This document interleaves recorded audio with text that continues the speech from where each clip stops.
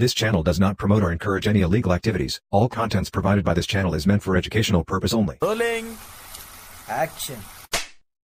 नमस्कार मित्रांनो, स्वागत आहे विवेक दाभाडे पॉडकास्टच्या एका नवीन एपिसोडमध्ये. आज आपल्यासोबत आहे ॲस्ट्रोलॉजर, जर मी देसी भाषेमध्ये म्हणू तर ज्योतिष, आणि मॉडर्न जेनझी लँग्वेजमध्ये म्हणू तर modern day old school astrologer. Devendra sir, आपलं स्वागत आहे. जय श्रीश्याम. पहिले तर सर, या पॉडकास्टसाठी आपलं धन्यवाद की आपण होकार दिला या पॉडकास्टसाठी, आणि आमचं आमंत्रण तुम्ही स्वीकारलं त्यासाठी मनापासून आभार.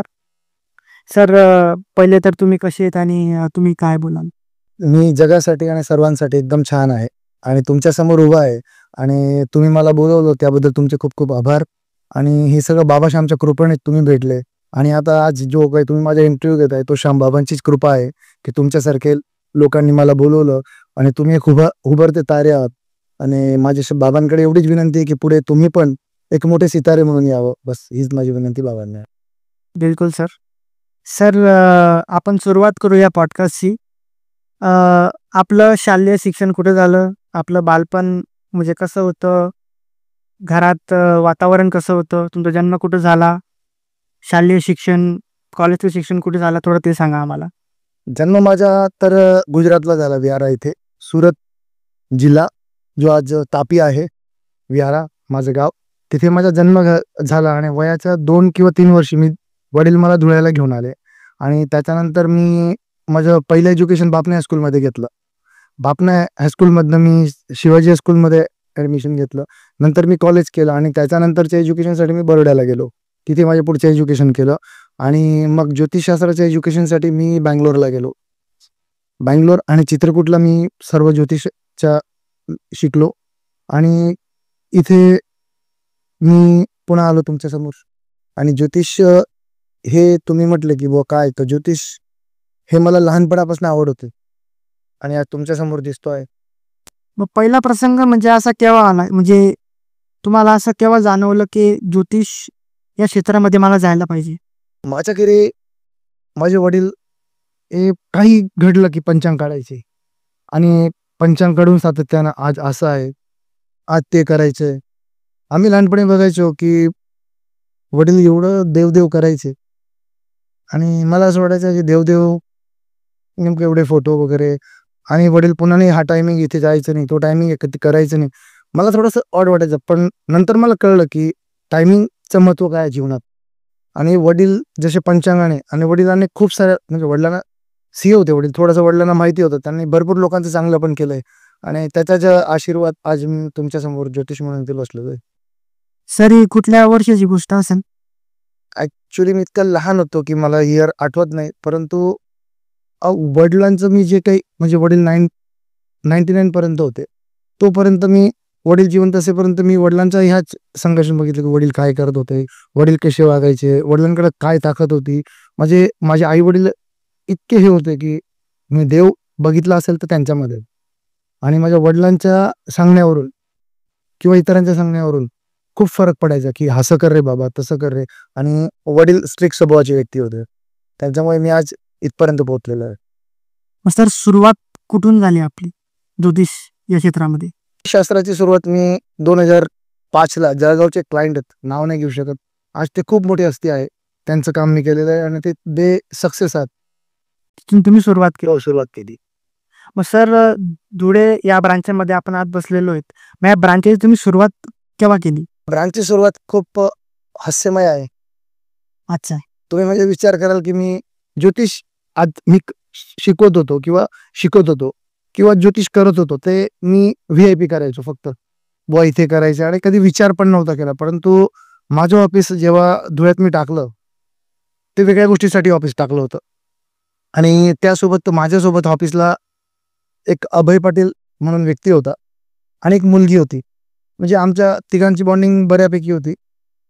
तर त्या मुलीने आणि अभयने, आम्ही जस्ट महाकालच्या दर्शनाला गेलो होतो की काहीतरी करायचं, तर त्यावेळेस त्यांनी मला खूप फोर्स केला दोघांनी, आणि मला म्हणे तुला ऑफिस टाकावं लागेल, तुझे एवढे चमत्कार बघितले, एवढ्या गोष्टी बघितल्या, तुमचं ज्योतिष खरं ठरतं, असं मला ती मुलगी सातत्याने बोलायची. तर मी एक दिवस विचार केला की एवढा आहे तर का नाही. आणि दुसरं प्रेरणाचं स्थान माझी बायको आहे. माझी बायको मला सांगायची की अहो ऑफिस टाकून बसा, फिरू नका.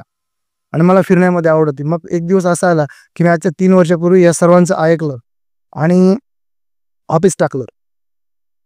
3 वर्ष पहिले म्हणजे 2022ला, म्हणजे 2022लाही सुरुवात झाली. त्याची सुरुवात झाली हा.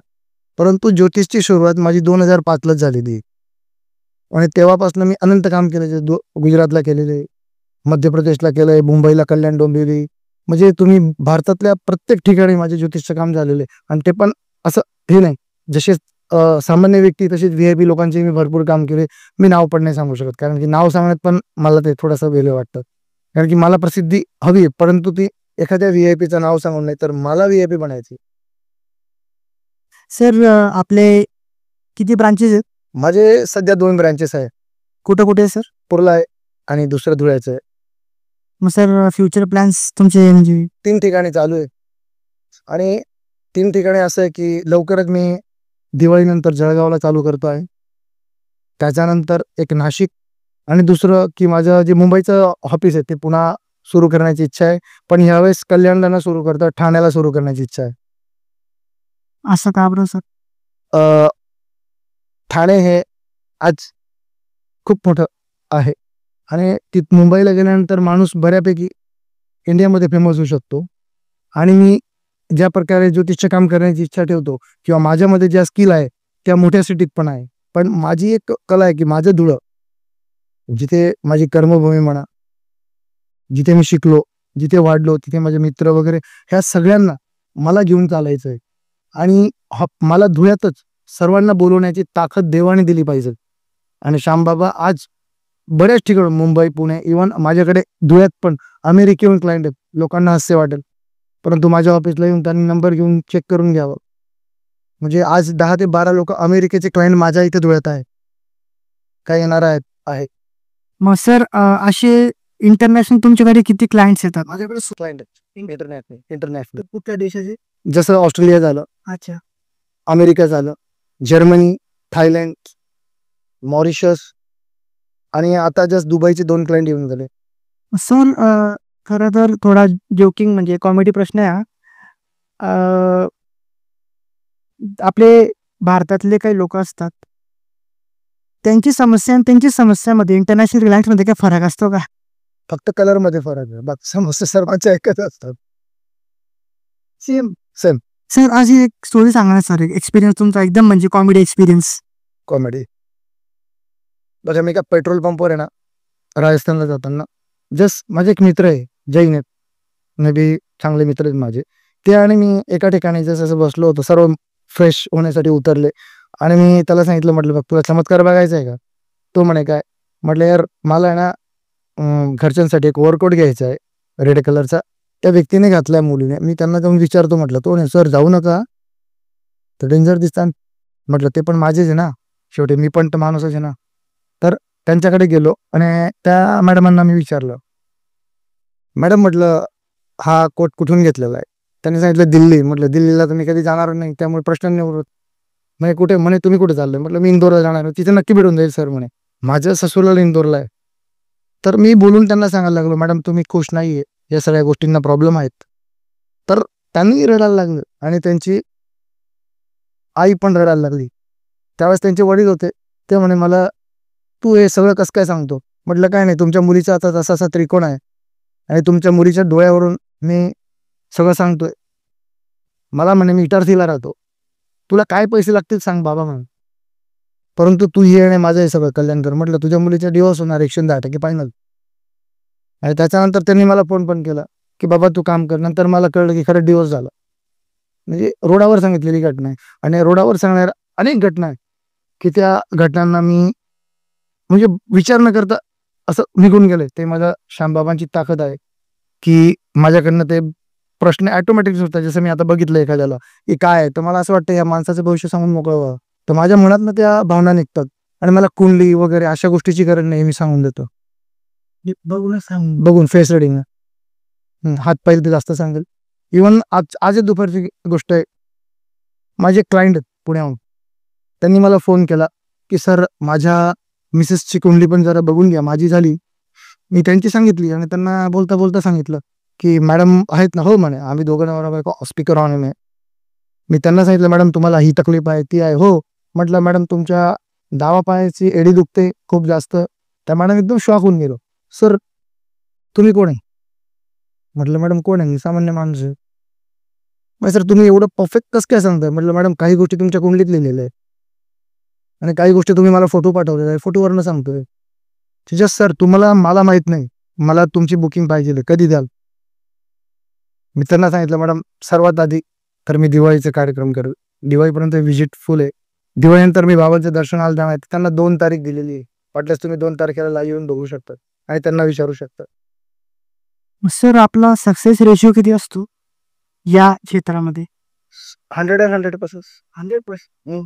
कारण सर असे पण खूप मी लोकांचे अनुभव ऐकलेले आहेत की ते म्हणतात की ज्योतिषशास्त्र हे एक स्कॅम असतं, लोकांना फसवणूक केली जाते, ज्योतिषांकडनं हजारो लाखो रुपये त्यांच्याकडनं घेतले जातात.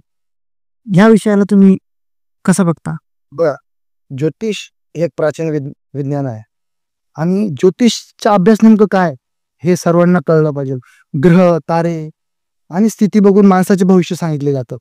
मग त्यावेळेस ग्रहांची पोझिशन काय आहे किंवा काय, बघा आजकाल तुम्ही म्हणतात ना की फसवणूक होते, बरेचसे पैसे घेतात. ठीक आहे, आम्ही पण आहोत, पैसे घेऊनच आम्ही पण कधीतरी काम करणार आहे की आम्ही घेणे, आमचं पण शेवटी घरदार आहे. तर अशा व्यक्तीकडे जा की त्याला ह्या सगळ्या गोष्टींचा अनुभव आहे. तुम्ही एखाद्या लिंबू फेक किंवा काही बिलावा वगैरे उतरवणाऱ्या व्यक्तीकडे जाऊन त्या गोष्टी कराल तर तुम्हाला तशाच गोष्टी ते भोंदू लोक तुम्हाला तेच करते. आणि मनाची शांतता आहे. तुम्ही म्हणतात लिंबू काय काम करतो? लिंबू काहीच करत नसतो, माणसाचा मानसिकता भंग करत असतो.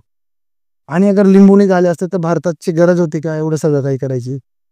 लिंबू फेकून सर्व झालं असतं ना.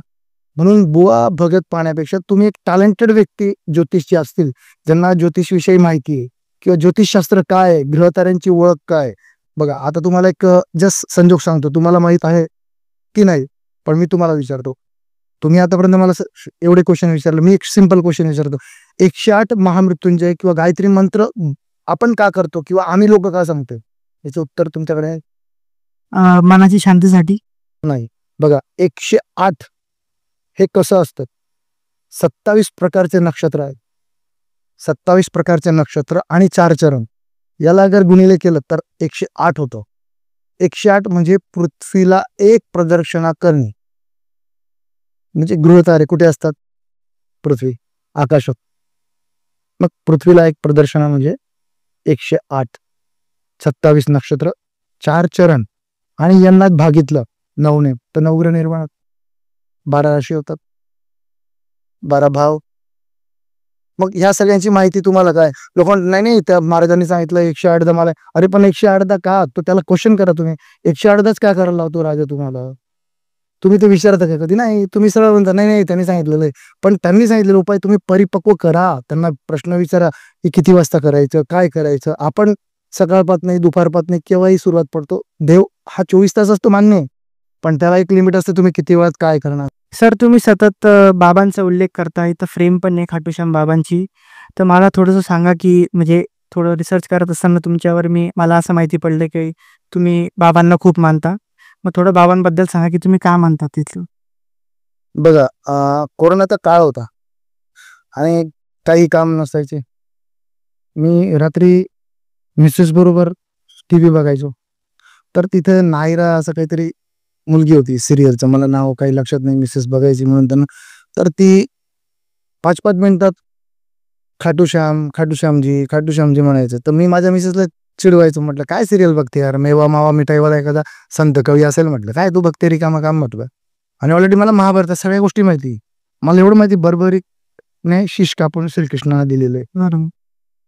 पण हे नाही माहिती की ते खाटूश्याम आहेत. तर 19ला मी थोडा अडचणीत होतो आणि ना बाहेर निघू शकत होतो ना काही कामं ऑनलाईन एवढं मला खास घेत नव्हतो. माझा दुसरे बिझनेस ओके होते. आणि मी असं म्हणायचं होतं, मी एका मित्राकडे गेलो त्याच्या हॉटेलवर. त्या मित्राने मला सांगितलं की तिथे गाणं चालू होतं, लेने आजा बाबा रिंग द स्केस मोड पे. मला सॉन्ग खूप आवडला. मी त्याला म्हटलं बाबा हे सॉन्ग असं कुठून आहे? तो म्हणे असं असं आहे, तुला माहिती? मग मी त्याला पूर्ण कथा सांगून दिली. म्हटलं अशी अशी कथा आहे. तो म्हणे तिथे जाऊन तुझं असं होऊन जाईल. म्हटलं आता तर मी एवढ्या गाडीवर आहे, कल्याण आहे. तिथे गेलो तर कल्याण मला त्यावेळेस मी आणि माझा एक मित्र आम्ही कल्याणहून अपडाऊन करायचो ज्योतिषच्या कामासाठी. कल्याण डोंबिवली तिकडे माझं खूप मोठं कामं चालायचे. तर 20-21 आम्ही अपडाऊन करायचो. तर 19ला आम्हाला हे साक्षात्कार झालं की बाबांचं दर्शन घ्यायचंय. 20ला ते अंगात घुसलं होतं की कधी कोरोना संपेल कधी नाही. शेवटी 21ला कोरोना संपला आणि मी त्या मित्राला म्हटलो, भाऊ चलतोय का? मग दुसरा एक मित्र म्हणे मी पण येतो. चल.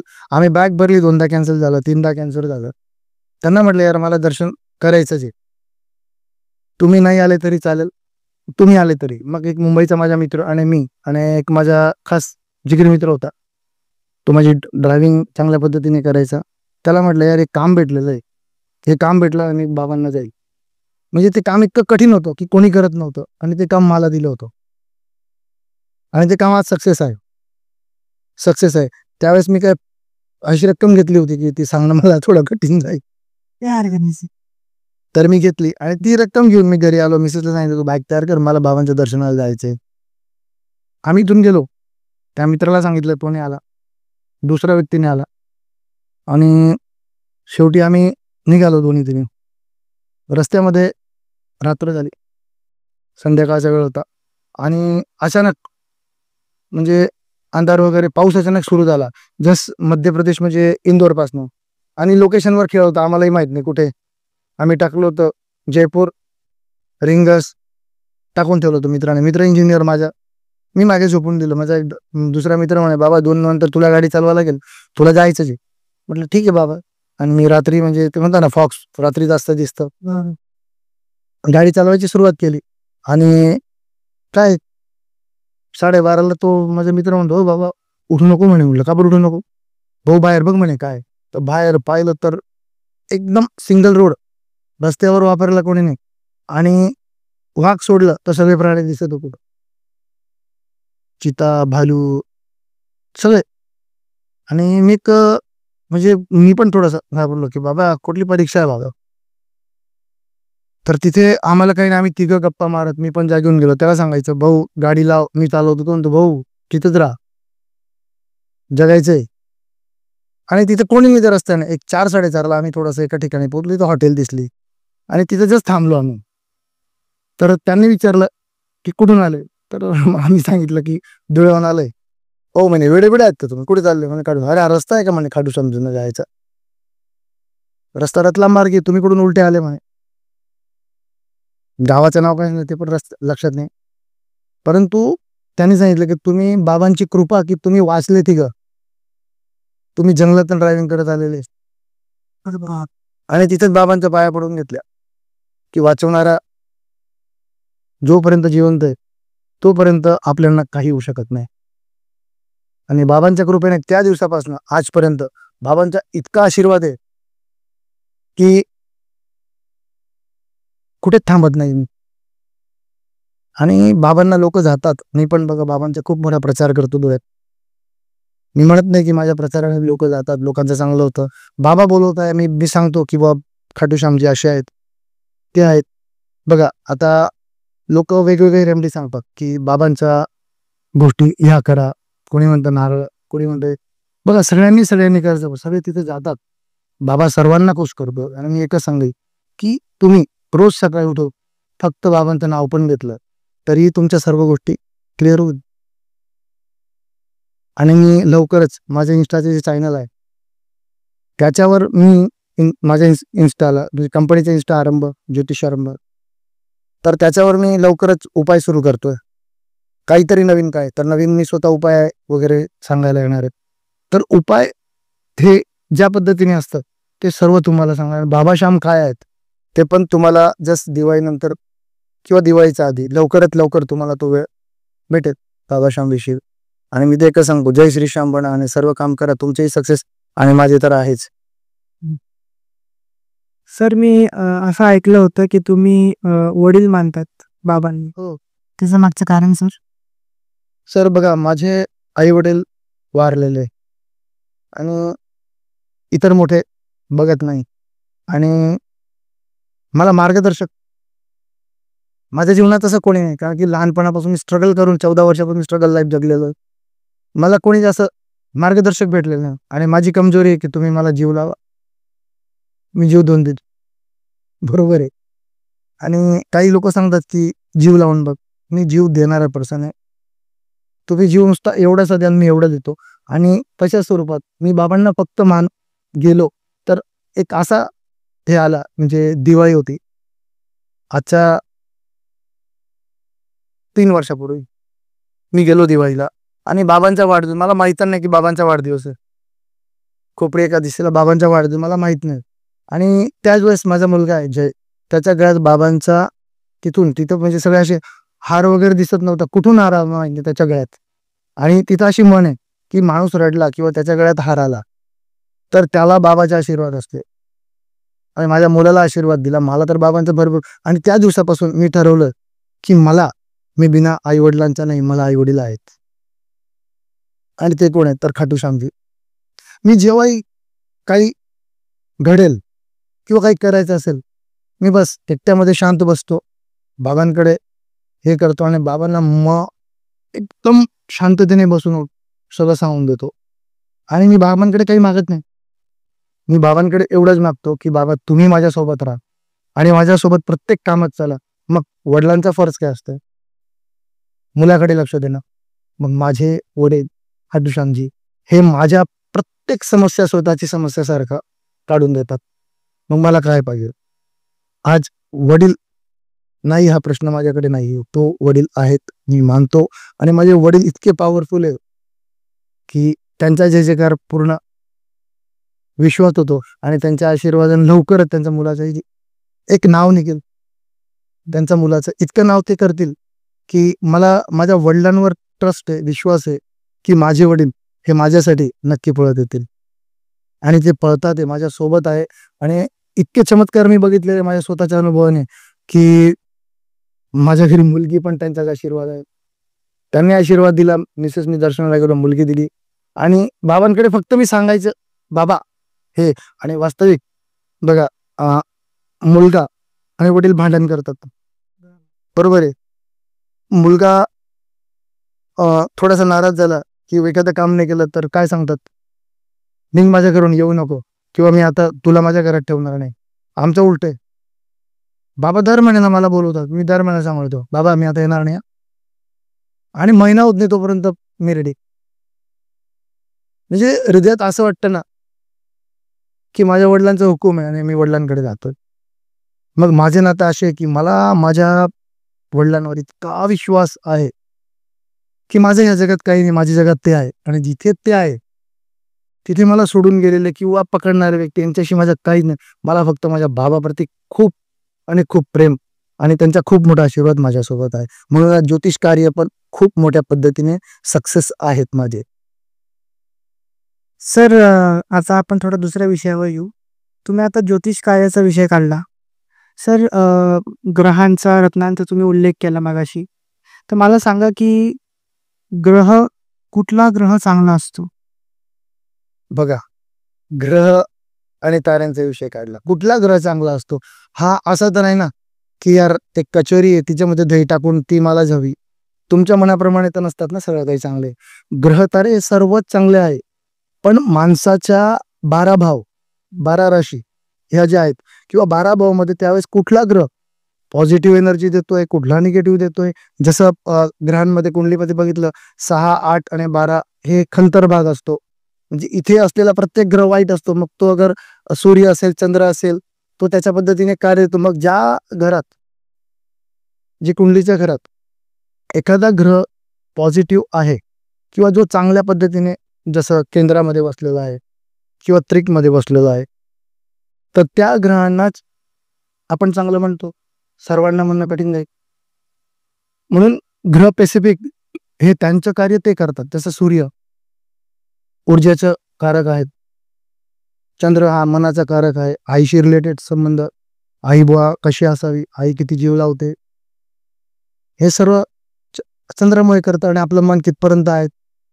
मग राहू केतू हे समस्यिक असतात. असं नाही की बुवा राहू केतू नाही, एखाद्याचा केतू अगर खोलवर असेल तर तो हातपाय दुखणे, या सगळ्या समस्या असतात. ग्रह असा कुठलाही स्पेसिफिक चांगला नाही किंवा वाईट नाही, हा त्यांच्या मूलभूत म्हणजे जे ग्रह आहेत कुंडलीमध्ये तो कुठे बसलाय त्याच्यानुसार तो ग्रह हा चांगला असतो. सर ग्रहांचा विषय तुम्ही काढला की कुठलाही ग्रह म्हणजे वाईट नसतो.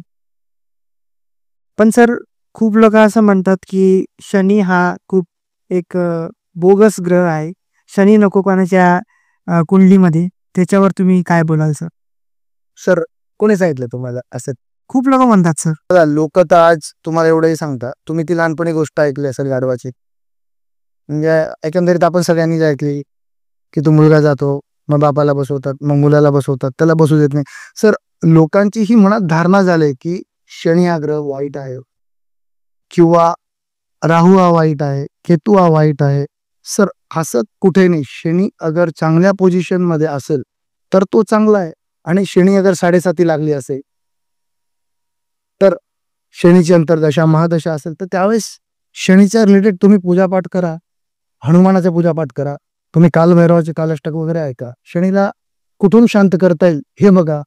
आणि आपण उगाच एखाद्या व्यक्तीला वाईट म्हणणे किंवा एखाद्या ग्रहाला वाईट म्हणणे हे नाही. सर इथे सर्व चांगले आहेत, व्यक्ती पण चांगले आहे, ग्रह पण चांगले आहे, परंतु ग्रहांची दशा तो कसा प्रमाणात आहे, कुठे आहेत, हे सगळं बघूनच चांगला वाईट ठरवता येतो. आणि आमच्याकडे चांगला वाईट नाही म्हणत, तर उच्चका आणि नीचका ग्रह म्हटले जातो. तर उंचचे ग्रह जसं तुम्ही मी मध्ये पण बोललो, तर तो केंद्रामध्ये आहे तर तो बेस्ट.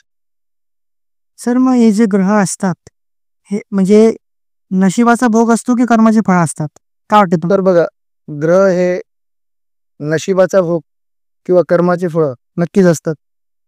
माणसाचे नशीब आणि कर्म, तुम्ही कर्म चांगले करा, तुमचे ग्रह चांगल्या स्थितीमध्ये येतात. बघा, मी मागच्या जन्मात काय होतो त्याला मी मानत नाही, पुढच्या जन्मात काय ते मला माहित नाही, परंतु ह्या जन्मात जे माझे कर्म आहे, मी माझ्या कर्माला अगर व्यवस्थित, जसं देवाची पूजा करणे, मित्र किंवा इतर लोकांना चांगल्या मार्गाला लावणे किंवा त्यांना चांगल्या पद्धतीने शिकवणे. एखादी व्यक्ती वारंवार रॉंग होत असेल आणि त्या रॉंग पद्धतीने त्यांना बाहेर काढून एक चांगल्या मार्गावर लावणे, हे पण एक कर्म चांगले. पण बाकी त्यांचे कर्म ते कसे जातात, मी त्यांना 2 रस्ते असतात, फुटेबल सांगतात की 2 रस्ते बाळा, एक इकडे जा आणि एक इकडे जा, पण आपण काट्याचा रस्ता निवडला तर मग रॉंगच होतो. हमेशा मार्गदर्शक ज्योतिष असतो. तर ज्योतिषासारखा व्यक्ती मार्गदर्शन करत असेल किंवा तुम्हाला एखादा मोठा व्यक्ती मार्गदर्शन करत असेल तर तुमचे कर्म चांगले असतात. आणि तुम्ही कर्माने पॉझिटिव्ह बना, देवाच्या अर्चना करा, आपल्यापेक्षा जे वडील आहेत, मोठे आहेत, त्यांचा ऐका, कर्म चांगले करा. आणि बाकी आपल्या जन्माच्या वेळेस जे घर असतील ते फळ तर आज ना उद्या आपण आपल्या भक्तीने बदलू शकतो. ग्रह बदलतात, ग्रहांना बदलवण्यासाठी आपल्याला जे उपाय किंवा ज्या वस्तू घालाव्या लागतात किंवा जी भक्ती करावं लागते ती करा. शनी वाईट नाही. शनी वाईट आहे. आणि मग राहू केतू? अजिबात वाईट नाही. राहू हा सध्या किंग आहे. थोडा एक्सप्लेन करा. बघा, सध्या किंग आहे. अच्छा, काय कारण आहे? बघा, राहू सध्या सूर्याच्या राशीमध्ये बसलेला आहे. जसं त्यांचं नाव एम वरनं स्टार्ट होत असते. माझ्या आईचं नाव स्टार्ट होतं. तर अशा लोकांच्या राशी सूर्य असेल तर त्यांचा इथे राहू हा केंद्रात आलेला आहे. मग तो राहू त्यांना फायदादायक देऊन जाईल. राहू हा पैशांचा स्रोत आहे. आता काही लोक अपशब्द काढत असतील वारंवार किंवा भांडण करत असतील आणि एवढ्या एवढ्या गोष्टीवर वाद घालत, त्यांचा राहू चांगला होत नसतो. राहू हा मनाला तोडतो, आपल्या डोक्याला तोडतो. आणि त्याच्या जर व्यवस्थितपणे जर शांततेने राहून राहूच्या उपाय केले, ओम राहवे नमः, राहूच्या रिलेटेड दान पुण्य केले, पाण्यामध्ये आपण काही अन्नधान्य टाकलं, जसं माशाला खाऊ घातलं, किड्यांना खाऊ घातलं, तर राहू हा शांत होतो. आणि राहू हा फलदायक आहे. राहू विदेशी यात्रा पण करवतो. ह्या गोष्टी रिलेटेड ग्रहांशी आहे. मग राहू किंवा केतू इथे ग्रह नाही, घराची पोझिशन कुठल्या स्थानी आहे त्याच्यावरनं ग्रह हा चांगला वाईट ठरला जाते. जसं कुंडलीमध्ये तुम्हाला 12 भाव आहेत, 12 घर म्हणून असं आपल्या देशी भाषेत, तर 12 ग्रहांमध्ये कुठल्या पोझिशनला त्यावेळेस राहू आहे, केतू आहे, सूर्य आहे आणि चंद्र कुठे बसलेला. ज्योतिषशास्त्रामध्ये चंद्र मेन इम्पॉर्टंट तुमच्या राशीमध्येच. की चंद्र तुमच्या कुठे बसलेला आहे, चंद्र हा मनचा कारक आहे आणि तो कुठलं मार्गदर्शन देतोय. मग चंद्रावरनं सगळं डिपेंड होतं की चंद्र कुठे आहे. ज्या प्रकारे राहू एक्सप्लेनेशन हा एक्सप्लेशन ग्रह कुठला आहे. आता बघा तुम्ही मी बोलतोय मी कसा आहे फक्त मला माहिती, तुम्ही कशी तुम्हाला माहिती, बरोबर आहे. मग आपण आज दोन्ही बसलो वाईट आहेत का, किंवा आपण चांगलं आहेत का? नाही. वेळ पाहून आपल्याला आपल्या पद्धतीने चांगलं वाईट होता येतं. जसं तुम्हाला बघा आता तुम्ही बसलेले आणि एखाद्या व्यक्तीने दगड फेकून मारला, तुमचं डोकं फुटलं, तुम्ही संतापात काय कराल, तो दगड उचलून फेकून मारणार, बरोबर आहे. मग तुम्ही अगर राहू केतू हे सर्व मानतात किंवा ह्या ग्रहांशी रिलेटेड, तर त्यांचे उपाय किंवा ते जसे आले ग्रहांमध्ये आपल्याला तकलीफ, त्यावेळेस ते उपाय करा, शांत होतात आणि ते फायदादायक देतात. बघा तुमच्या घरी भरपूर समस्या असेल, एखादा भांडं फुटलेलं, आपण भांडं घरात फ्रीजमध्ये ठेवतो, जाऊ देताना शॉर्ट आउट करतो ना. मग त्या पद्धतीने पूजा पाठ अर्चना ह्या गोष्टींपासून माणसाला खूप शांती मिळते. आणि प्रत्येक हे करा, परंतु देवांच्या प्रार्थना करा, देवांच्या शब्द नका खाऊ, ते सगळ्यात वाईट. कारण की तुम्ही खोटं बोलायचं आणि देवाला बदनाम करायचं, ते मला ते लोक पण आवडत नाही. आणि त्या पद्धतीचे गोष्टी पण करू नका. ज्याचे संस्कार मजबूत तो मजबूत, आणि ज्याचे ग्रह मजबूत तो राजा किंग असतो. आता मोदीजी या, तुम्ही कुठे होते आज, कुठे आहेत? ग्रहांची खेळ. आणि ग्रह प्रत्येकाचे चांगले वाईट असतात किंवा ते बदलत असतात. बदलताना कसे बदलतात? माणसांच्या कर्मभाव चांगलं, आणि प्रत्येक माणसाला कर्मभाव चांगले करावाच लागतात. मग ज्यांना हे नाही केलं मग त्यांचे परिणाम तुम्हाला मी जास्त बघत नाही. तुम्ही बघत असाल, तुम्ही बघा तो व्यक्ती कुठे आहे, कसा आहे, कोणत्या स्तरेवर आहे, किंवा तो आज त्याची वागणूक काय, त्यानुसार. सर, मग जेव्हा तुम्ही एखाद्याची कुंडली बघतात तर कुंडलीमध्ये सर्वात इम्पॉर्टंट गोष्ट तुम्ही काय बघतात, किंवा सर्वात वाईट गोष्ट म्हणजे या कोणाच्याच कुंडलीमध्ये जीवनामध्ये नको? बघा जेव्हा कुंडली बघितली जाते तेव्हा व्यक्तीचं पहिलं तर त्याची जन्मतारीख, वेळ, वार आणि जन्मस्थान हे बघून एक कुंडलीचं हे येतो.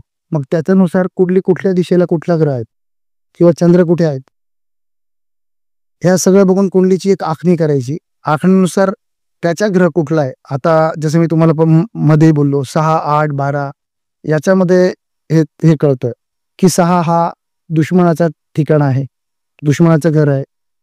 8 हा मृत्यूचा आहे, आणि 12 हे खर्चाचा आहे. किती खर्च तुम्ही करणार, लिमिटेशन काय आहे. मग आपल्याकडे लिमिट नाही, मागावर कर्ज करण्यापेक्षा तिथे बघू नये. मग तिथे त्यावेळेस कुठला ग्रह आहे, मग त्या ग्रहाची पोझिशन पाहून आपण ठरवायचं की बुवा काय. आणि हे मार्गदर्शक व्यक्ती असेल, जसं आता काही दारिद्र्य योग येतात, आमच्या ज्योतिषमध्ये भरपूर योग आहेत, तर त्या योगानुसार तिथे काय योग आहे किंवा त्याचा स्ट्रॉंग ग्रह कुठे आहे, तो जो ग्रह आहे तो त्याचा ग्रह सोडून दुसरीकडे तर नाही ना, मग त्याच्या घरात दुसरा तर व्यक्ती बसला नाही ना. आता जस्ट तुम्ही आहेत, तुमचं घर थोडंसं एका काळी असं गळतोय समजून घ्या पाण्याने, परंतु तुमच्या मित्राचं घर एकदम सिमेंट कॉन्क्रीटचं आहे, तुम्ही उठून त्याच्या मित्राच्या घरात गेले, मग ते घर तुम्हाला एकदम बढिया बनवलेलं आहे, तिथे काहीच नाही, सगळं अयशीच्या सगळ्या वस्तू आहेत, पाणी वगैरे, जेवण वगैरे, बरोबर आहे. तर तुम्ही मित्राच्या घरात आहे, मित्राच्या घरात तुम्ही कसे आहेत, सुरक्षित. परंतु शत्रूच्या घरात गेल्यानंतर तुम्ही कसे राहाल, असुरक्षित. त्याचप्रमाणे ग्रहांचा हा खेळ आहे. म्हणून ग्रहांना घाबरू नका, अनुभवी व्यक्तीकडनं सल्ला घ्या आणि अनुभव हे करा. बघा भोंदू बाबांकडे तुम्ही जाल तर भोंदूच बनाल, आणि तुम्ही बुद्धिमान असाल, बुद्धीशी रिलेटेड व्यक्ती असाल तर एक चांगला मार्गदर्शक शोधा. नाहीतर मग तांदूळ, लिंबू, बिलावे या गोष्टी मार्केटला भेटतात, त्या करा. म्हणजे सर, तुम्ही म्हणतात की तांदूळ ते काळ्या कलरची बावली असते, ते लोकांना खाऊन देतात, सर्व अंधश्रद्धा आहे सर. विद्युत क्षेत्र असं काय नाही जे ज्योतिषशास्त्र सांगत नाही की बाऊल लटकवा, हे तुमचं मन आहे. नाही आपल्याकडे नजर नको लागेल, नाही. ही नजर कुठे कुठे नजर आहे, सांगा मला, कोणती नजर आहे? सर्व नाही, कुठे आहे? देवाची भक्ती. देवाची भक्ती करा. देवापेक्षा श्रेष्ठ कोण? मला दाखवून द्या एखादा व्यक्ती श्रेष्ठ आहे. मला तुम्हाला एवढ्या वर्ष तुम्ही आता जस्ट फिरताय, तुम्हाला हे सांगा एखादा व्यक्ती देवापेक्षा श्रेष्ठ आहे? असं दोन नाही ना. सर तुम्हाला देव कसा श्रेष्ठ आहे थोडंसं सांगू शकतो? बघा, एक छोटस गाव असतो. त्या गावामध्ये एक व्यक्ती राहतो. मी आता ते नाव वगैरे तसं घेत नाही, फक्त जस्ट एक काशीनाथ नावाचा व्यक्ती राहतो. त्याची खूप प्रॉपर्टी असते, अफाट प्रॉपर्टी असते, बरोबर आहे. आणि त्याला मृत्यूची भीती वाटते की यार मी मरून जाईल तर काय होईल. त्याचे 4 मुलं, एक मुलगी राहते. आणि तो सातत्याने एकच करतो की मी मेल्यानंतर माझं काय होईल, माझं काय होईल. तर तो एक रात्री मुला मुलींना बोलवतो, बघा आता मी जाणार आहे, तर माझी एक इच्छा आहे शेवटची. आता मुलं म्हणतात बाप जाणारच आहे, त्याची प्रॉपर्टी भेटणार आहे, मग काय, पप्पा जे बोलतील ती इच्छा करायचीच पूर्ण. आपलं हृदय तिथे जातच. मग वडील भाग करून देतात 5 आणि सांगतात की बाबा माझी तब्येत आता बिघडलेली आहे, मी जाणार आहे, पण माझी एक शेवटची इच्छा आहे. ते म्हणतात पप्पा तुम्ही सांगा कोणती इच्छा आहे, आम्ही पूर्ण करू, जीव लावून देऊ पण करू. ते मुलांना एकच सांगतात की मी मेल्यानंतर उद्यापासून किंवा कोणाला तुम्ही फोन कराल तर एकच सांगाल, पप्पा गेले कसे, तर देवाने मारलं. मग तुमच्या मनातील त्या देवाचं नाव घ्यायचं. ते म्हणतात असं काय पप्पा, बस माझी शेवटची इच्छा आहे की मी मेल्यानंतर मला रामाने मारलं. तुम्हाला पटेल देवाचं नाव घ्यायचं, बस पप्पा एवढीच इच्छा ना हो. असं बोलताच एका मुलाचा मांडीवर काशीनाथ जीव सोडून देतो. आणि पुढे तो तसं वाट चालवतात. मग ते काकाला मामाला फोन लावणे, पप्पा कसे गेले, बस यांनी ह्या देवाने त्या देवाने, असं सगळ्या ब्रह्मांडाचं नाव घेऊन टाकतात. सकाळी सर्व येतात, दुपारी सगळी तयारी करतात आणि त्या व्यक्तीला शमशानभूमीकडे घेऊन जातात, वाजवत घेऊन जातात, हार, नवीन कपडे घातलेले सर्व. हे एकदम थोडीशी इंटरेस्टेड स्टोरी, ती आवडेल पण तुम्हाला.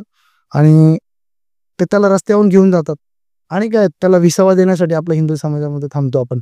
विसावा द्यायला थांबतात तर काय डायरेक्ट उठून बसतो तो व्यक्ती. शॉकिंग. देवाने जन्म दिला, देवाने जन्म दिला, देवाने जन्म दिला, पुनर्जन्म दिला, हे सगळे हसतात. मुलं म्हणतात प्रॉपर्टी तर भेटली पप्पा, आता जगतील किती 2 4 5 दिवस.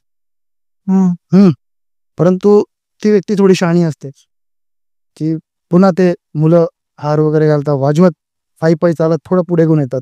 आणि त्या व्यक्तीला मोठा मुलगा एक प्रश्न करतो, पप्पा एक सिंपल क्वेश्चन आहे तुम्हाला विचारू आहे. तो म्हणतो बेटा बोल. म्हणे तुम्ही कसं काय सगळं केलं म्हणे. तर तो म्हणतो बेटा आपल्या याच्यामध्ये तू कधी मारलाय का देवाने, कोणी देवाने मारलेलं नाही म्हणे. मग देव मारूच शकत नाही. मी काय सांगितलं तुम्हाला, काय सांगाल, देवाने मारलं, देवाने मारलं, देव मारूच शकत नाही. देवाकडे कारण नव्हतं. तुम्ही सांगितलं असतं की पप्पांना ताप आला, खोकला आला, बीपी आली, अटॅक आला, तर ते मान्य राहिलं असतं. पण देव मारूच शकत नाही. बघ मी किती बुद्धिमान आहे, देवाच्या दरवाजातून परत आलेलो आहे. पण तो देव आहे, त्याने सर्व लिहिलेलं आहे, ये टाइम को ये बनना है, हे होणार आहे. तर त्या क्षणी तो जसा चालत जातो, एक बैल भांडलेला असतो, त्याला साखरदंडात भांडलेला असतो आणि तो बैल कसा तरी साखरदंड तोडून पळत येतो. आता त्याने देवाला ऑलरेडी देवाने मारलेलं, पण तो देव मारू शकत नाही. सगळीकडे काय चर्चा झाली, देवाने आता देवाच्या आशीर्वादाची व्यक्ती जिवंत आहे, पण तो बैल पळत येतो. पण देवाने काय कर्म लिहिलेले, आज तुझं जायचं आहे बाबा, आज तुझा टाइम इतक्या वाजता फिक्स आहे, तू जाणार आहे, वरतून लिहिले. पण कारण काय, देव मारत नाही. मग तो बैल पळत पळत येतो आणि सगळं त्याच्या पोटात शिंग घालतो आणि त्याला फेकतो. सांगा तुम्ही कोणी मारलं? देवाने. पुन्हा सांगतो कोणी मारलं? बैलाने. बस हेच ऐकायचं होतं ना. म्हणून देवाची भक्ती करा, देवाप्रती तुम्ही हे राहा. एक एक आपला श्वास देवाच्या नावावर करा. तुमचं सर्व दृष्टी देवाच्या प्रती ठेवा. तुमच्या इतिहासात नाव होईल. अंबानी कोण आहेत, मोदी कोण आहे, ते पण तर तुमच्या माझ्यासारखे सामान्य व्यक्ती आहेत ना.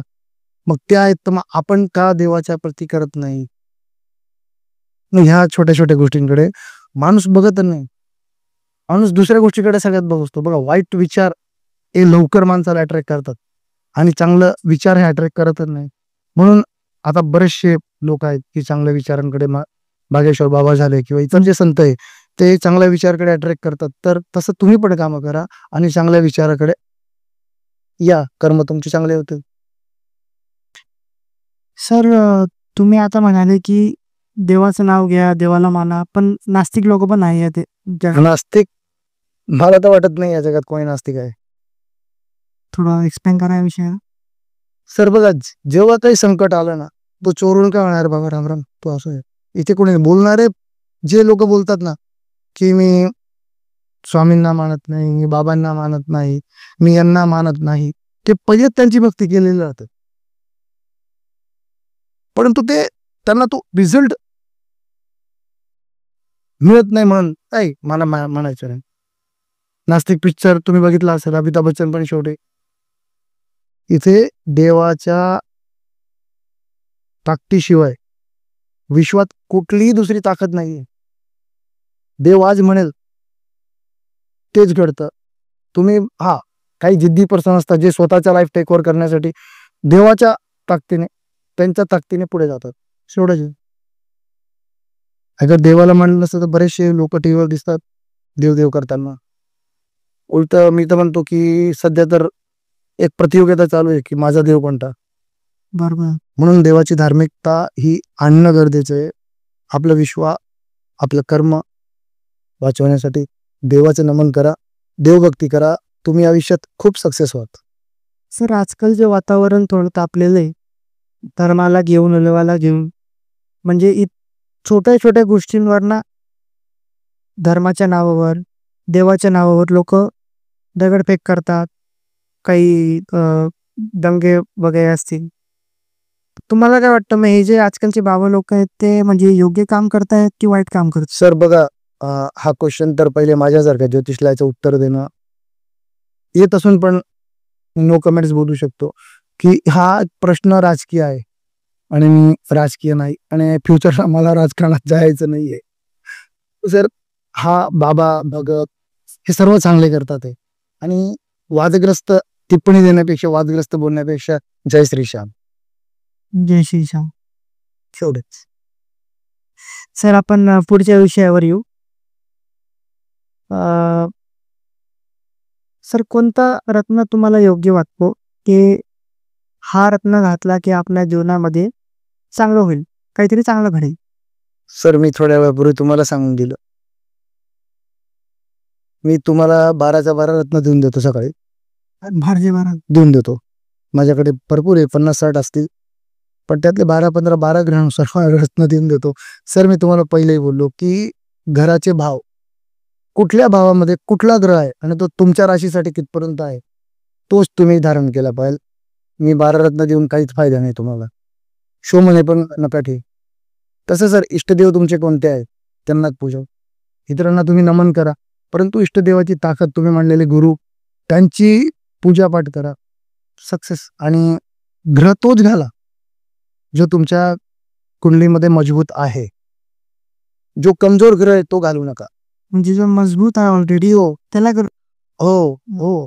सर तुम्ही आता घरात जेव्हा आपण सर्व जेवण करतो तेव्हा आपण घरात असलेलं सर्व जेवण खातो. गेस्ट आल्यावर ते करतो का? तेव्हा काहीतरी नवीन करतो ना. मग सर घर हे आपण जिथे स्ट्रॉंगनेस पण आहे तोच ठेवा आणि ग्रह जो स्ट्रॉंग आहे त्याला धारण करा किंवा त्याचे उपाय करा किंवा त्याच्या रिलेटेड देवाशी हे करा, तुमचे सक्सेस होणार सर. मग 12 ग्रह घालून किंवा माझ्याकडे 50-60 ग्रह वेगवेगळ्या प्रकारचे घालून पण काहीच फायदा नाही. आता मी पण बरंचसं घातलेलं हातात, पण सर ते माझ्या राशीला रिलेटेड आहे, तेच घातलेलं आहे. नुसतं शो म्हणून मला कुठलंही कार्य करायचं आवडत नाही.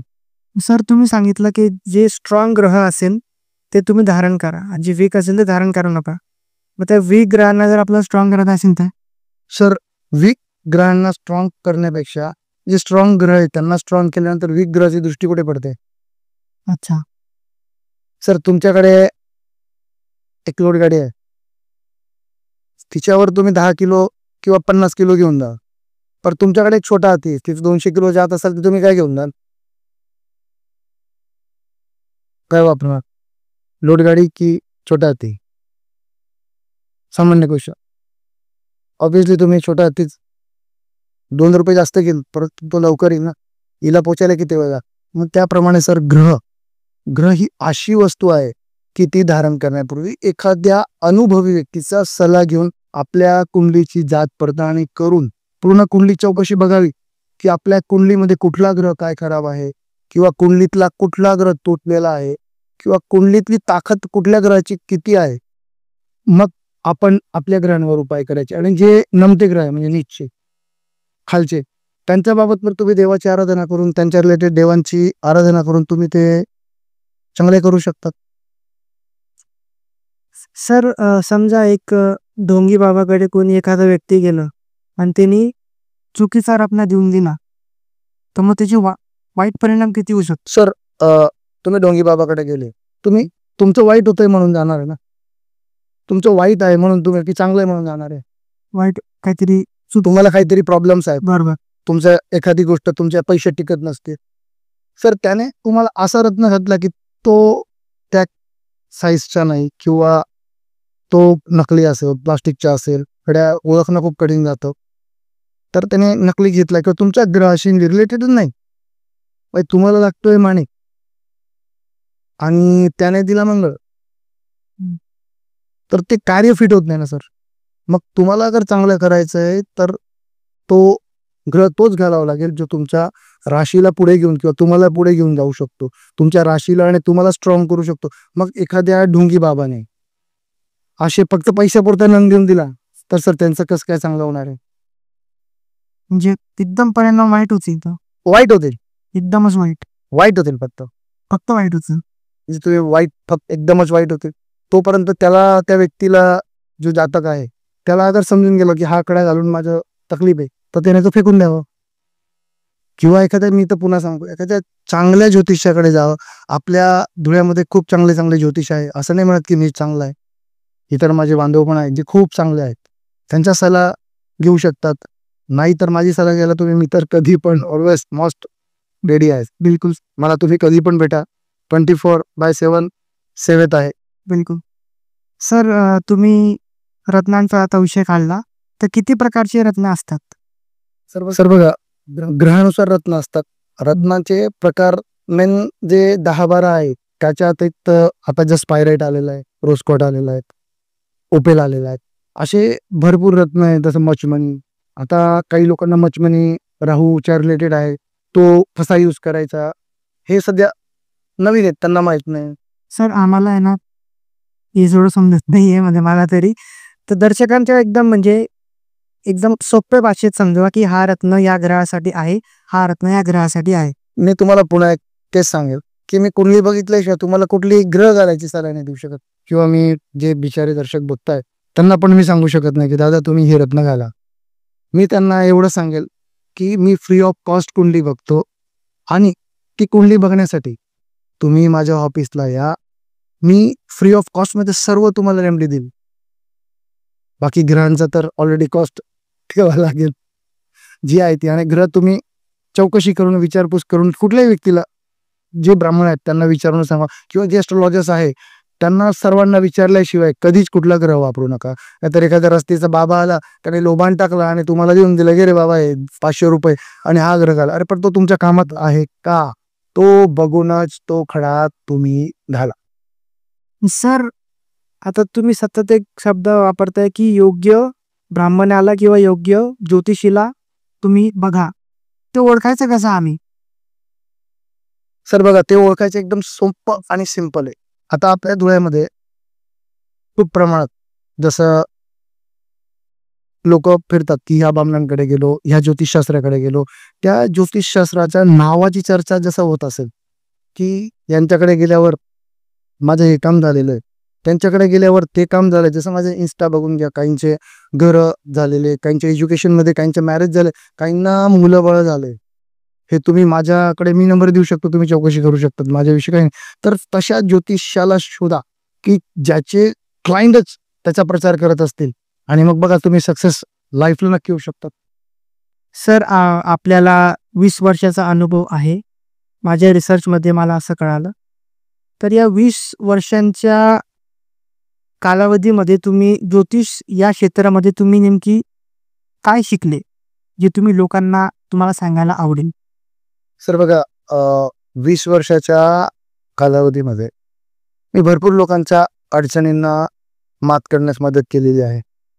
आणि ज्योतिषशास्त्र ही असा विषय आहे की तुम्ही ग्रहताऱ्यांचा अभ्यास करून लोकांच्या ज्या समस्या आहेत त्या तुम्ही सॉल्व्ह करण्यात मदत करा आणि एक नवीन तुमच्या जीवनात उमंग पण येईल. कारण की लोकांना आज किंवा पुढे लोकांना आर्थिक, मानसिक, शारीरिक किंवा इतर अशा समस्या आहेत की त्या समस्या लोकांना घरी बसून सॉल्व्ह होत नाही. त्याच्यासाठी ते एक योग्य मार्गदर्शक शोधतात आणि फर्स्ट मार्गदर्शक हा ज्योतिष असतो. कारण की बघा 80 ते 90% लोक हे चांगल्या ज्योतिषाला शोधत असतात. बरोबर. तर तिथे तुमच्या समस्यावर प्रत्येक उपाय ज्योतिष हा देतो. परंतु आपल्याला पण ज्योतिषाकडे जाण्याचे आपला पण ज्योतिष जे काही देतो किंवा ज्या काही देवाविषयी पूजा सांगतो किंवा इतर जे सांगतो ते आपण पण वेळेनुसार केलं पाहिजे. तर ते नाही केलं तर कसं काय बरं होईल. मग तुम्ही त्या पूजेला आणि त्या ज्योतिषाच्या सांगितलेल्या अनुभवाला मांडून तुमच्या ज्या समस्या आहेत त्या निवारण करा. आणि माझ्या एवढ्या 20 वर्षाच्या याच्यामध्ये मी अनेक समस्यांना लोकांना त्यांच्या समस्यांना तोंड देताना मी बाहेर काढलेला आहे की असे लोक आहेत. आता थोड्या वेळापूर्वी माझ्याकडे एक मलकापूरच्या हवालदारांचा फोन आला होता. मी नाव नाही घेत. त्यांची माझी ओळख रस्त्यावर जस्ट झाली होती. परंतु ते आज मला जे गोडीने म्हणतात ना महाराज, परंतु त्यांच्या ज्या समस्या आहेत त्या मी सॉल्व्ह करून दिल्या. आणि त्याच्यानंतर आता त्यांच्या आईंची तब्येत खराब होती. त्यांनी मला एक मोठा भाऊ याला त्यांनी फोन केला की महाराज आईंना असं छत्रपती संभाजी नगरमध्ये आईंना ऍडमिट केलेलं आहे आणि तिथे तुम्ही काय उपाय करू शकतात. म्हटलं बघा उपाय तर सध्या डॉक्टर करतात. मी तुम्हाला एवढं सांगेल की तिथं मंदिर असेल त्या मंदिरामध्ये जाऊन तुम्ही हे करा. आईला हा वेळ खूप वाईट आहे आणि तो वेळ वाईट परिस्थितीतून काढण्यासाठी तुम्ही देवाजवळ हे करा. म्हणजे तुम्ही काय करू शकता का. म्हटलं मी फक्त स्मरण करेल. कारण की माझी कुठलीही वस्तू ती आजच्या आज तुमच्यापर्यंत मी पोचू शकत नाही. कारण की संभाजीनगर हे धुळ्यापासून 170-180 किलोमीटर आहे आणि मी थोडंसं ट्रॅव्हलिंग टाळतो. तर त्यांनी ते ऐकलं आणि त्यांच्या हातात मी दिलेलं एक ब्रासलेट होतं त्याने आईच्या हातात घातलं. तर असं झालं की त्या आई त्यांची जी तब्येत जी होती ती हळूहळू चांगली होत गेली आणि आज त्यांना डिस्चार्ज मिळाला. आणि त्यांनी आता तुमच्या समोरच फोन आला. तुम्ही ऐकलं पण महाराज ह्या अशा गोष्टी असतात.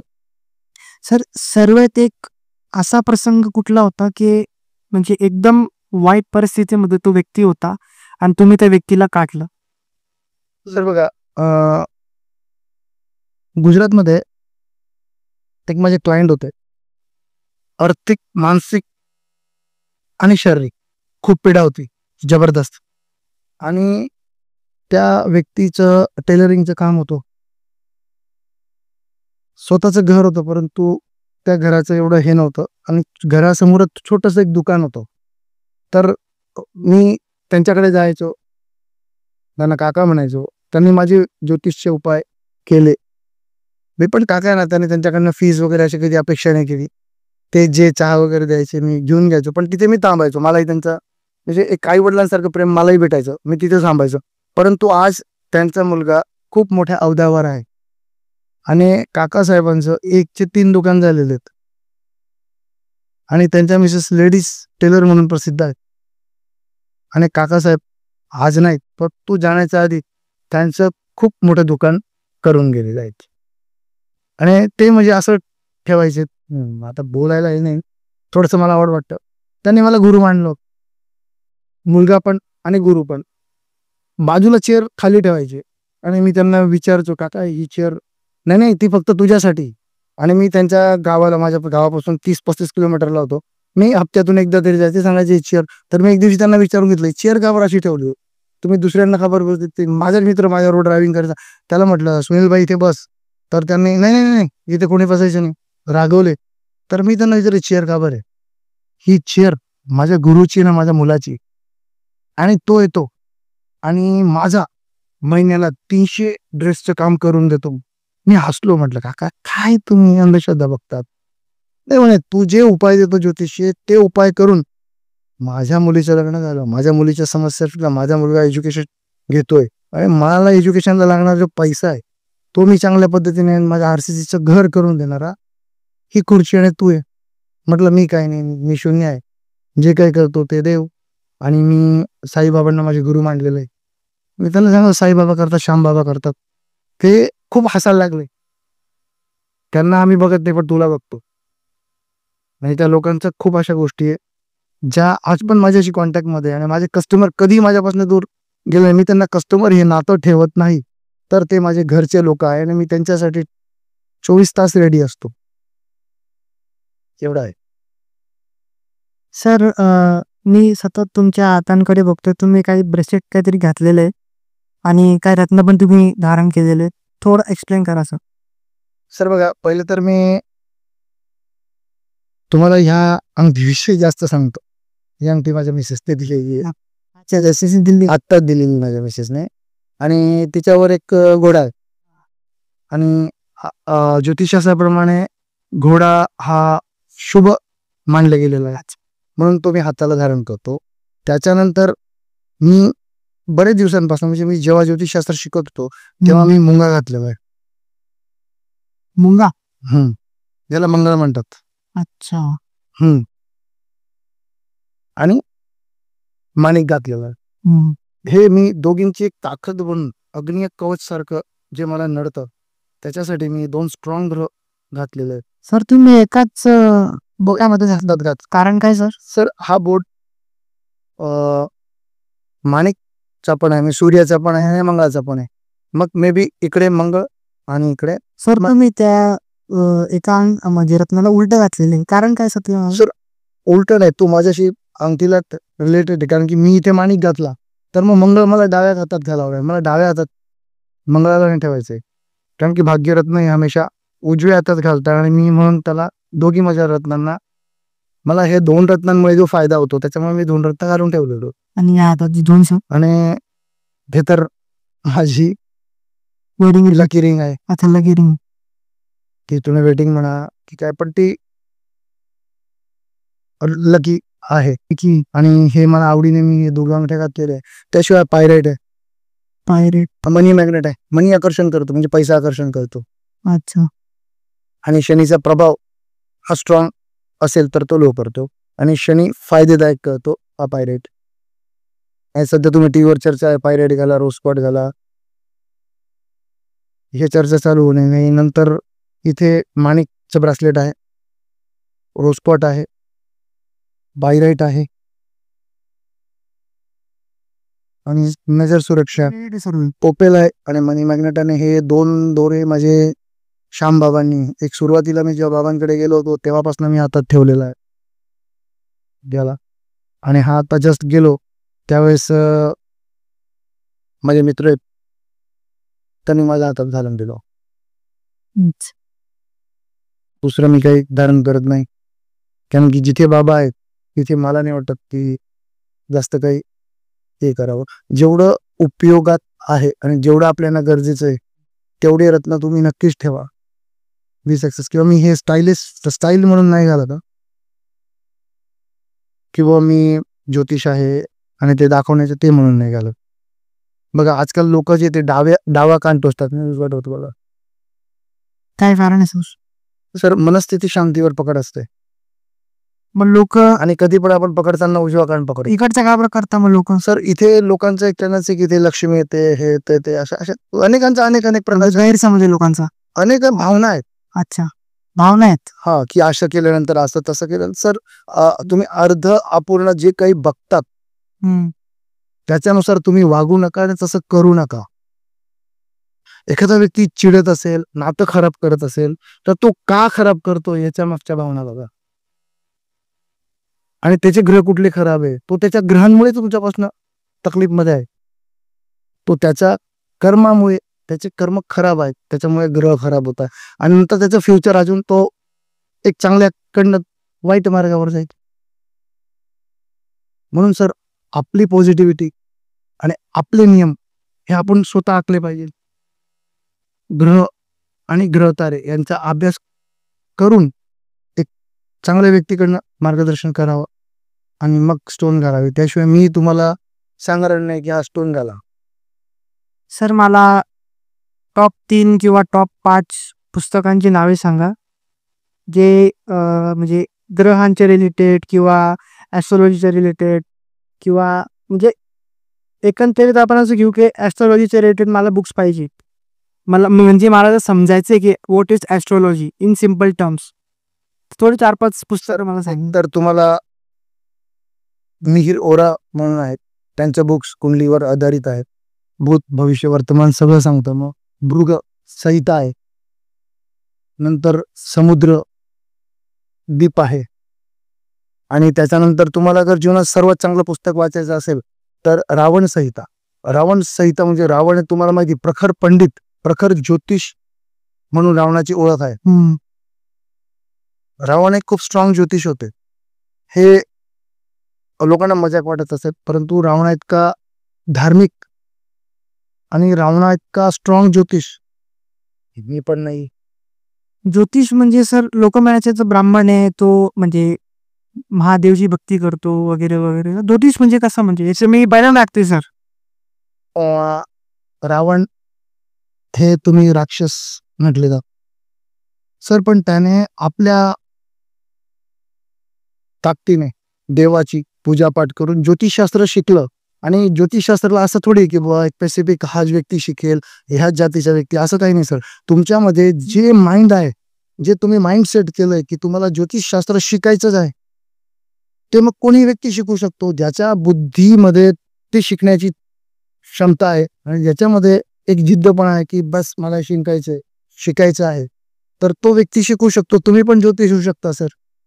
असं नाही की तुम्ही आज एक माईक पुढे बसलेले, उद्या मी पण तुमची ही कला इथून तुम्हाला क्वेश्चन करू शकतो. त्याच्यामागे थोडी की तुम्ही हे आहे म्हणून हे शिका. सर हा लोकांचा गैरसमज आहे. एक चांगला मार्गदर्शक भेटला तर कोणीही व्यक्ती ज्योतिष होऊ शकतं. रावण तुम्ही घ्या, रावणाकडे जी ताकद होती त्या ताकदीचा त्याने चांगला वाईट दोन्ही उपयोग केलेला आहे. आणि रावण एक ज्योतिषाचं नाव आलं की सगळ्यात प्रखर पंडित म्हणून रावणाचं नाव येतं सर. म्हणून रावण इतका महान ज्योतिष जगात कोणी. सर तुम्ही सतत मार्गदर्शक हा शब्द पण वापरताय. तुमच्या जीवनामध्ये एक मार्गदर्शक व्यक्ती कोण होतं? सर बघा, माझ्या जीवनात मार्गदर्शन करणारा सगळ्यात बघितलं तर माझी आई. माझी आई मला लहानपणी जेव्हा आई वडील असे बसलेले असायचे तेव्हा माझी आई सतत बोलायची. म्हणजे माझे वडील सांगायचे आधी माझा पोरगा असा हिरा आहे, तसा आहे. अरे माझी आई त्याला एक कापायची. ती सांगायची माझा मुलगा 24 कॅरेट सोन्याचं असं नाणं आहे की ते चिखलात पण खनखन करे. तर त्यावेळेस मला थोडंसं ओढ वाटायचं की यार हिरा किती मोठा आणि नाणं. पण आज कळतं की जी आई बोलली की चिकनात पण खनखन करणारं नाणं जे खरं सोनं कसं असतं की ते चिखलात फेकल्यानंतर पण आवाज करेल आणि चमकेल, किंवा अंधारात पण ते सोनं असं एक चमचम केला पाहिजे. हिरा पण चमकतो, परंतु सोनं हे आज तुम्ही कुठल्या लेवलला आहे काय आहे, हिरे सर्वांना नाही भेटत. काही लोकांच्या जीवनात हिरे असतात, त्यांना त्याची कदर नसते. परंतु सोनं हे सर्वसामान्य व्यक्तीमध्ये ते एक सोन्याचे गुण असले पाहिजे. आणि तुम्ही पण एक 24 कॅरेट तुमच्या आई वडिलांसाठी बना. आणि मी माझ्या आई वडिलांसाठी जी माझी परिस्थिती ती सर्वांना मात करून ज्योतिषशास्त्राचा त्याच्यावर आणि मार्गदर्शकाची भूमिका जी माझ्या आईने घेतली, ती दिली मला, त्याच्यानंतर मी आजच्या लेवलला आहे ती माझ्या आईंच्या मार्गदर्शनाखाली आहे. कारण की ती मरेपर्यंत एकच बोलायची की माझा मुलगा 24 कॅरेट चिखलात पण खणखण करेल. आणि ती विश्वास ठेवायची. तिच्या प्रेमापेक्षाही जास्त विश्वासावर भर आहे. म्हणून मी सतत त्याने बोलत असतो माझ्या प्रेमावर विश्वास नाही पण विश्वासावर खूप प्रेम आहे. हे माझं स्लोगन आहे. म्हणजे प्रेमावर विश्वास नाही पण विश्वासावर खूप प्रेम. सर अगर विश्वास माझा परफेक्ट आहे तर समोरच्या व्यक्तीचं प्रेम मला नक्कीच मिळेल. जसं माझ्या मिसेस आज 20 वर्षांपासून माझ्या बरोबर पळतच आहे. थोडं सांगा सर हा विषय. तुमच्या वाईफचा किती रोल होता सर या याच्यात? तर बघा, पहिले तर मी तुम्हाला एक सांगतो, हा मी इथे प्रिया बोललेला आहे. सर माझ्या वाईफचा स्वभाव नियमात राहण्याचा आहे. ती नियमाच्या बाहेर जाऊन कधीच कुठलंही काम करत नाही आणि मला, माझ्या मुलाला किंवा आता मुलीला ती नियमात ठेवण्याचं काम करते. माझी बायको ही मला सपोर्टिव्ह जबरदस्त आहे सर. म्हणजे मी सलाह कुठे घ्यायचं राहिलं तर मी माझी बायकोची सलाह घेत असो. पहिली सलाह माझ्या बायकोची, का गं हे करायचं आहे, ते करायचं आहे. आणि मी आज इथे जे आहे आईचा मार्गदर्शन असेल, पण तू ते म्हणलं लक्ष्मीचा बाय हा माझ्या मिसेसचा आहे सर. आणि तिने मला प्रत्येक वाईट गोष्टीपासून दूर ठेवलेलं आहे. आई गेल्यानंतर माझी मिसेस जशी माझ्या जीवनात आली तसं तिने मला वाईट गोष्टीपासून टाळत आलेली थिंग. आणि तिचं जे राहणं, तिचं जे मला बोलणं वाटतं तर ते इरिटेट होतं, परंतु ती जे शिकवते ना ते फक्त आणि फक्त एक चांगला व्यक्ती शिकवू शकतो. जे तिचं म्हणणं आहे की बुवा व्यक्तीने प्रामाणिकता ठेवावी, लॉयलिटी ठेवावी, त्या सगळ्या गोष्टी तिच्यात भरलेल्या आहे सर. आणि मी दुसऱ्याला त्या लॉयलिटी शिकवायला जाईल तर मीच पासून जाईल सर. म्हणून बी लॉयल. फक्त माझी मिसेस त्या लॉयलिटीमुळे आणि त्यांच्या देवाकडे मागण्याच्यामुळे मी त्यांना मिळालो, पण मला त्यांच्यासारखी व्यक्तिमत्व मिळालं. आणि आज मी एवढा जे काही आहे मला, म्हणजे ते म्हणतात ना तलवारीसारखं, ढालसारखं, तर माझी मिसेस माझ्यासोबत ताकदीने उभी सर. आणि सर जर एक मेल जर आपण बघायला गेलो, एक मेल व्यक्ती जेंडर, तर तो व्यक्ती कोण होता ज्याचा खूप मोठा रोल होता तुमच्या या जीवनामध्ये? सर बघा, असा व्यक्ती म्हटलं तर माझा खूप गोड भाऊ होता सर. मी ज्याला कुठेतरी माझ्या सर्व भावांमध्ये आणि वडिलांपेक्षाही जास्त मानतो, तो आज ह्या इथे नाही. जे भावाला जाऊन आज 10 ते 12 वर्ष झाले सर. त्या माणसाने तो जिवंत असेपर्यंत, म्हणजे इव्हन मी फुटबॉलच्या युनिव्हर्सिटीला लागलो होतो, आमच्याकडे स्टडला पैसे नव्हते, भावाने ब्लड विकून मला स्टड घेऊन दिलेलं. गुजरातचा माझा फ्लाईट आहे, तो फ्लाईट माझ्या भावाने घेऊन दिलाय मला. आज मी जिथे बसलोय तिथे भावाची कृपा आहे सर. देवणेकर मला काही श्यामबाबांनी सांगितलं की तुला काय पाहिजे, तर मी बाबांना एवढं सांगेल की माझा भाऊ मला परत देऊन दे, की माझी ताकद आहे, माझी ढाल आहे, माझं सर्वस्व माझा भाऊ आहे सर. मी आई वडिलांना नाही मागणार, मी माझ्या भावाला मागेल सर. माझ्या भावाच्या नावातच नाव आहे अजय, जे बस तो आज पण माझ्या जीवनात अजय म्हणून आहे. आणि मी कुठेही जिथे हारतो तर मला असं वाटतं ना की माझा भाऊ माझ्या बरोबर आहे. आणि मला माझी वहिनी आणि भाऊ यांनी सतत मुलासारखं ठेवलं आणि वहिनी आज पण मला मुलासारखं ठेवतं. माझे भाऊ नाही 10 वर्ष झाले, परंतु माझ्या भावाची जी ताकद आहे नावाची, ती खूप मोठी. आठवण्याचं सर तुम्हाला? सर तू कल चला जाएगा तो मैं क्या करूंगा, आम्ही दोन्ही काही घेत नाही, परंतु आम्ही तसे जगलोय सर. मी माझ्या भावाला खूप हट्टीपणा करू, वडिलांकडे नाही भावाकडे मागायचो, अजय मला हे पाहिजे. आणि मित्रासारखं आम्ही इव्हन क्रिकेट पण खेळायचो, तर आम्ही पिचवरचे रन काढायचे, तर माझा भाऊ फक्त अशा डोळ्याने इशारा दिला की तो रन, आणि आम्ही दोन्ही भाऊ खेळत असताना समोरचा विचार करायचा की आउट कधी होतील. सर माझा भाऊ माझ्यासाठी, मी थोडक्यात सांगितलं, देवाकडे आई वडील नाही, भाऊ माझे पैशांसाठी नाही सर. सर एक भक्कम ताकद लढण्यासाठी वडिलांनंतर कोणती असते तर ती भाऊ असते. आणि मी तर सर्वांना एकच सांगतो, तुमच्याकडे भाऊ असाल तर प्लीज त्यांच्याशी रागवू नका, वाद मिटवा आणि त्या भावांना क्लोज करा, पाया पडा, पण ते भाऊ आपले पाहिजे. कारण की मोठा भाऊ जे करू शकतो शायद ते फक्त देव करू शकतं. आणि माझा भाऊ माझ्यासाठी सर एवढं सांगेल की माझं भाग्य माझा भाऊ राहिला असता तर आज मी कुठल्या लेवलला असलो असतो मला, तर मी माझ्या भावाविषयी बोलू शकत नाही. इतका महान भाऊ होता. आणि माझ्या भावाला मी मान्य म्हणणार तर दुनियातली प्रत्येक व्यक्ती मान म्हणते तो इतका चांगला आहे. त्यामुळे सर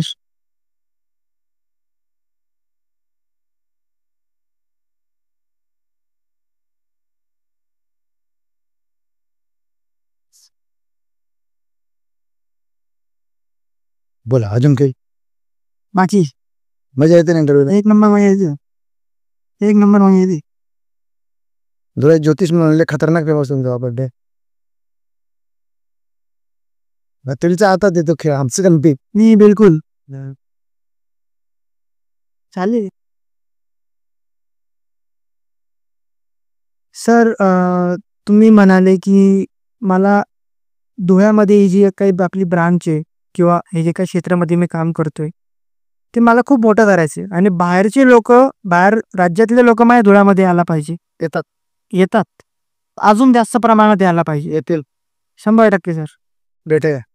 बिलकुल बाबा आहेत. बट सर तुमचं कॉम्पिटिशन कोणी तुम्हाला वाटतं का धुळ्यामध्ये आहे? सर माझं कॉम्पिटिशन फक्त मी माझ्याशी करतो, कारण की माझी जी कला आहे किंवा माझे जे स्टेटस आहे ते फक्त माझ्यापुरतं आहे. आणि मी कशा पद्धतीने क्लायंट हँडल करतो ते माझी कला मलाच माहिती आहे. आणि मी धुळ्यात कोणाला कॉम्पिटिटर समजतच नाही. जो तो व्यक्ती त्याच्या बुद्धीने आणि त्याच्या क्षमतेने लढतो आहे आणि प्रत्येक व्यक्तीला ज्याच्याकडे अनुभव चांगला आहे त्याच्याकडे जातात. आणि मी कॉम्पिटिशन फक्त स्वतःशी करतो, इतरांशी कॉम्पिटिशन मला आवडत नाही आणि मी करत नाही. म्हणजे तुम्ही असं म्हणताय का की तुमचं कोणी कॉम्पिटिशनच नाहीये? सर माझे कॉम्पिटिशन लोक आहेत, पण मी कॉम्पिटिशन करतच नाही ना. कॉम्पिटिशन करून काय माझी लेवल, मी कॉम्पिटिशन करून काय करू सर? कॉम्पिटिशन कशी करायची तुम्ही सांग. कॉम्पिटिशन म्हणजे आता जसं की एक कोणी एक ज्योतिष आहे, ज्योतिष आहे एक्झाम्पल साठी, तो काही करतोय मग आपण त्याच्यापेक्षा चांगलं काम करायचं पाहिजे. जे करताय ते श्रेष्ठ करताय, मी जे करतोय ते त्यांच्यापेक्षा श्रेष्ठ करत. मी त्यांच्याशी कॉम्पिटिशन करू शकत नाही सर. आमच्या व्यवसायात मी तरी कॉम्पिटिशन कोणाशी करू इच्छितो नाही. आणि ते करत असतील तर त्यांना नमस्कार, बुवा चुकीच्या मार्गाला जाऊ नका. चुकीच्या मार्गाला जाऊ नका.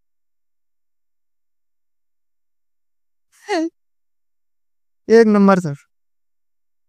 सर थोडा भविष्यात आपण येऊ.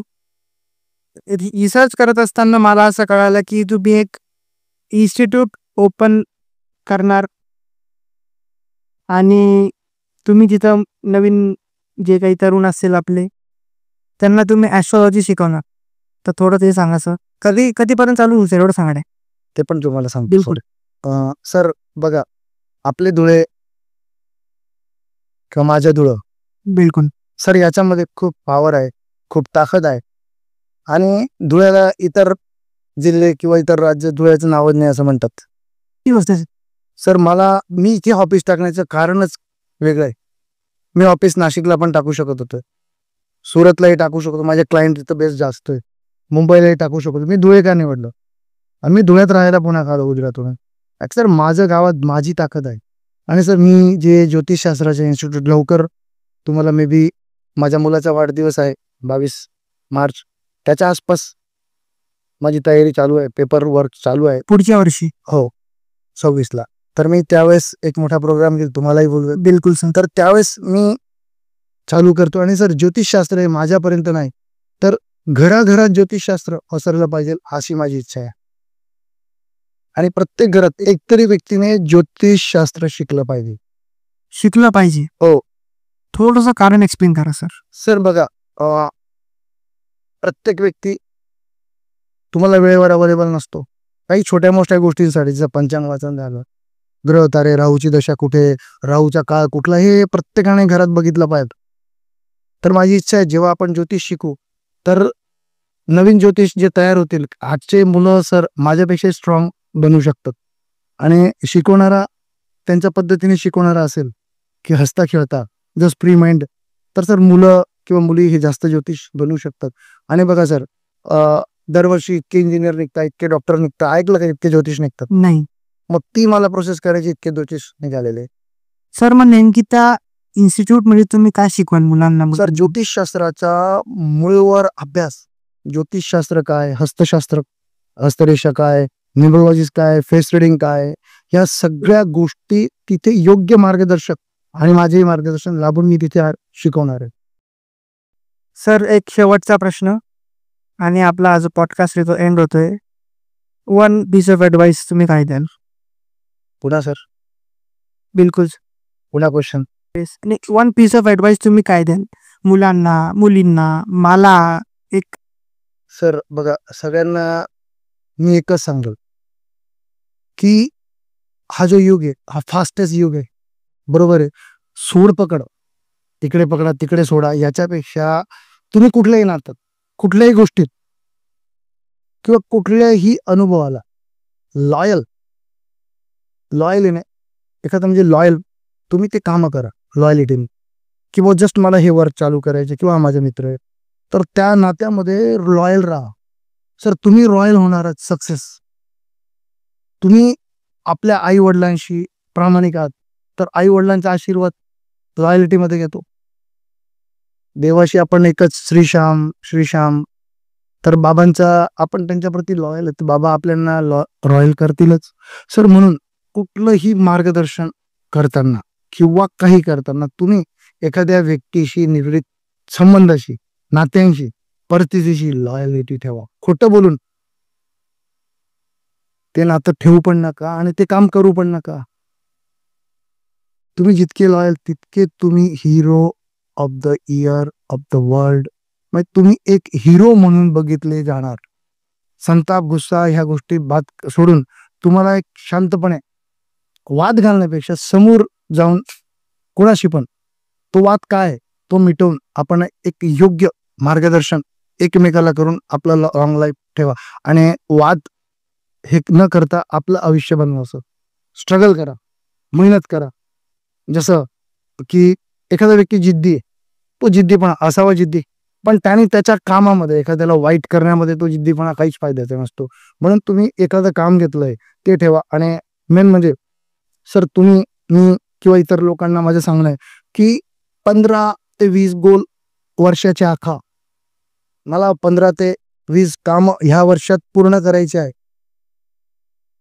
सर त्याच्यापैकी तुमचे 12च कामं झाले, 20 पैकी 12च झाले. नाराज नका हो, तुम्ही किती कामं पूर्ण केले, किती राहिले, परत 10 लावा, 12 लावा. अशाने तुम्ही सर लेवल तुमची बघा, तुम्ही कितपर्यंत पोचाल, कसे पोचाल आणि स्ट्रॉंग किती व्हाल. मग जिद्दपणा तिथे वापरा, लॉयलिटी तिथे ठेवा आपल्या कामासंदर्भात. तुम्ही ही ॲडवाईस द्याल आजच्या तरुणांना. हो तर थँक्यू सर या पॉडकास्टसाठी. तुम्ही खूप मदत केली आमची आणि खूप चांगल्या पद्धतीने हे पॉडकास्ट आपलं झालं. बाबांची पण कृपा होती म्हणून. बाबांची तर कृपेशिवाय सर मी तर बोलू पण नाही शकत. बिलकुल. कारण की सर जिथे खाटू श्यामजी आहे तिथे जग आहे. आणि मी लोकांना शेवटचं एकच सांगेन की आमचे जे इन्स्टा चॅनल आहे त्या इन्स्टा चॅनलला तुम्ही सर्वांनी व्हिजिट द्या. ते हे करा तुमच्या मोबाईलला आणि तिथे तुम्ही आमचे उपाय बघा. लवकर उपाय पण पडणार आहे आणि रोज आमचं भविष्य फ्री असतं. त्या फ्री भविष्याचा फायदा घ्या. आणि तुम्ही रोज म्हणजे जस्ट घरातून निघताना, उठताना, बसताना नेमकं तुमच्या जीवनात काय घडणार आहे तर ते तुम्हाला तिथे पाहायला मिळेल. आणि ते भविष्य मी असं म्हणत नाही की तंतोतंत, पण तुमच्या जीवनाशी असलेलं रिलेटेड 80% ते 90% हे खरं आम्ही खूप विचारपूर्वक करून टाकतो. आणि जे काही उपाय टाकतो ते पण तुम्ही करा, तुम्हाला नक्कीच तुमच्या जीवनात फायदा होतो. थँक्यू. जय श्री श्याम.